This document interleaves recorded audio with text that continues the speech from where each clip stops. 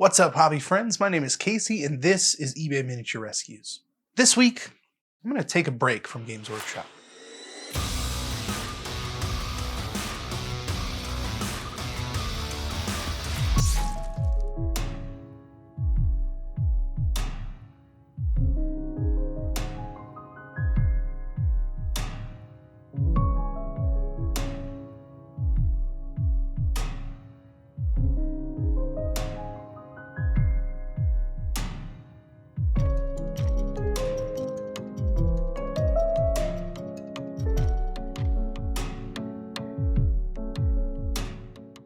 So before we really get into the meat of this video, there are a couple of things that I need to bring up. First, I want to lightly address the things that have been going on with Games Workshop. A lot of people are upset, and rightfully so. And I'm not exactly excited about the possibility of any fan-made channels being taken down because of intellectual property infractions. That could technically include this channel, and a lot of my friends' channels that bring the community some of the best Warhammer and Games Workshop entertainment that we could honestly ask for pretty much free.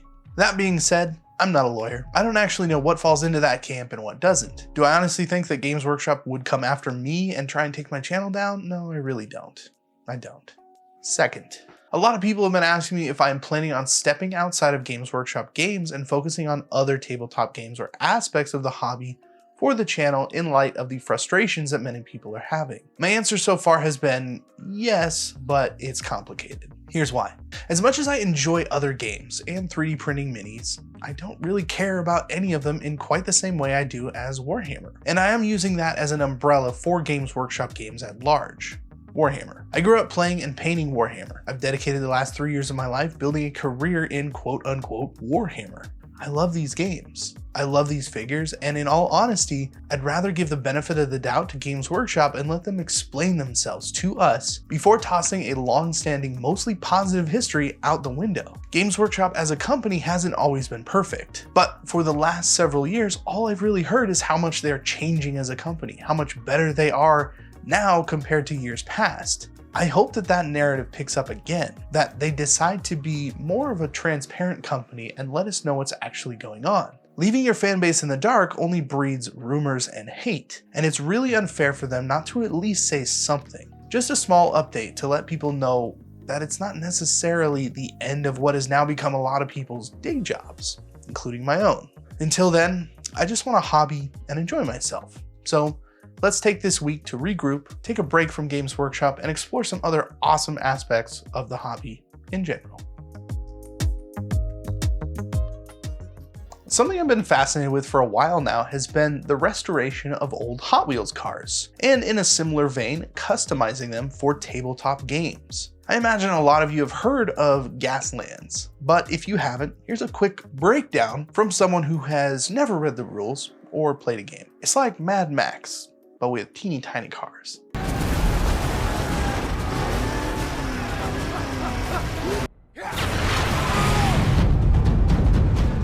Okay, so really, it's an awesome excuse to buy Hot Wheels and turn them into nasty gun-toting death racing cars. I'm totally here for that. So I went out and got a few cars and tried to make some sweet death racing machines for myself. I started with cars that I thought were already kind of looking like they could be some kind of custom thing, something with larger wheels, more specifically flatter areas where something could be attached, like guns. Then I took to the internet in search of some possible accessories to put on top of those cars to give them that post-apocalypse look.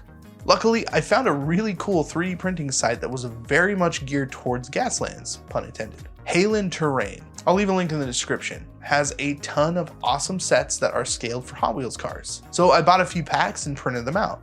The parts are pretty high quality. The designs feel like they fit with the cars, and in fact, there are some pieces that come with little tabs that fit perfectly on the underside of a bunch of cars, and it makes it really easy to just kind of mix and match parts and get them glued onto the cars. Once I made a few cars, it was time to get some rusty grime built up. I used some texture paint to fill in some gaps and give the car some texture. I figured that this would not only help the pieces look like they've been part of the car for a long time, but it would add to the sense of this being a post-apocalyptic and dirty kind of place. Once the cars were primed, it was a matter of painting them up. You know, at first I thought it would be a little weird going from miniatures to tiny cars, but in reality, it's pretty much the exact same thing. A lot of the same principles apply, and it was really nice to just sit back and kind of throw paint around on these little cars. One of the biggest differences I noticed while painting was that there was exactly zero pressure to paint these cars to any kind of ridiculous standard. The cars are at a maximum a couple of bucks. Even in this case, where I'm using an expensive 3D printer, the parts were not expensive. And the site I got them from also had the option to just buy the parts physically. So you don't need to spend a ton of money to get going on a game like this. The other thing I noticed was how accessible this game really was in terms of diversified ages and interests. My son has been toting the Gaslands rulebook around for the last week so he can look at the awesome cars. He also painted several just for his own personal collection. My wife also joined in on the fun and built and painted a super sweet buggy. And it even has this little guy with a handgun sticking out of the window. How cool is that? So this was a big part of my week, just gathering materials, making cars for a game I may or may not play. And don't get me wrong, it was really fun and it involved the rest of the family, but it's just not Warhammer. Okay, here's something else I've been wanting to get into for quite a long time, and in earnest, 3D printing. And I won't go into the overall broad sense of the hobby, but more specifically models that can be painted and played in a game or used for dioramas or art pieces. Let me introduce you to my newest addition in 3D printing, the Anycubic Mono X.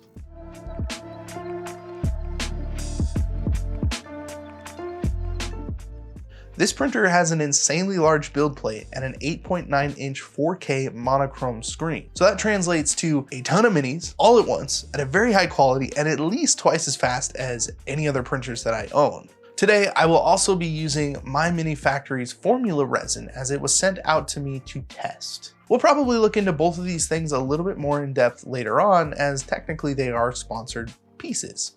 But for now, I'll give my initial thoughts after we do some testing. Today, I'll be printing out a ton of minis, all of which can be played in a game called Bloodfields. Now, this part isn't actually sponsored. None of the other stuff is, but you know. Essentially, it's a game that you can put together yourself, and the rules are provided for each warband via their website, which I will also link in the description.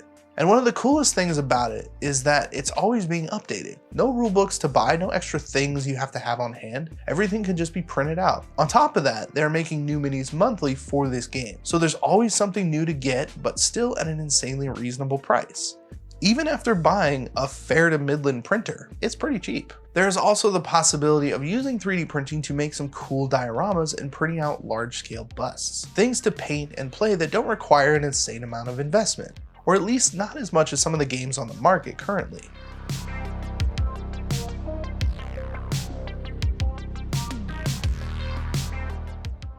So I was printing out this cool little warband, and the prints just turned out so nice that I was immediately inspired to start painting this little Slambo frog. Honestly, just look at it. You know you want this. The cool thing is, there's a whole themed warband like this, so I have other frogs to paint on top of this one. Let's start by getting these guys based and primed. I'll then do a zenithal of white ink from the top to set us up for some filter colors. I like to use contrast paints and inks to get a really saturated look for the filter, and it picks up the white and gives us an extremely bright start, and all the gradients from the zenithal prime are picked up and accented and accentuated. I'll hand it over to my computer self to describe the rest of the process. Well, thanks, pre-recorded self. I guess I'll take it from here. Let's begin with Plaguebearer's flesh, contrast over this white to establish our greenish yellow skin. I'll follow that up with some green ink in the shadows, mainly giving us variety in the skin tone, and it looks pretty good. Next up, a purple oil wash, or alternatively, if you have a purple wash, just water that down and try and hit the recesses. This will blend the airbrush layers together and give us some added contrast in the shadows. Once the oils are set, I'll come in with a base coat of Arbuckle's brown for the leather. The mouth also gets a coat of Arbuckle's and red, followed by lighter and lighter pink for the tongue and gums.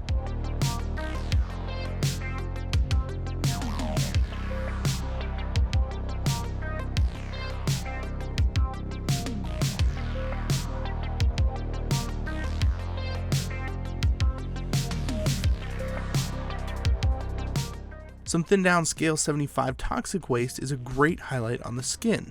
It's vibrant and goes on very smooth. To give even more tonal variation, I want to glaze in some of that Arbuckle's brown into the elbows, followed by a highlight of light pink flesh tone. Just brings in a richness to the skin and makes it feel more alive.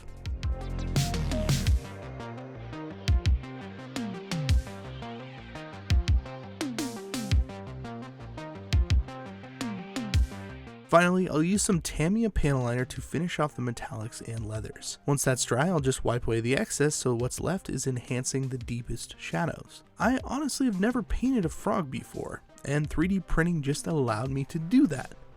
That's pretty neat.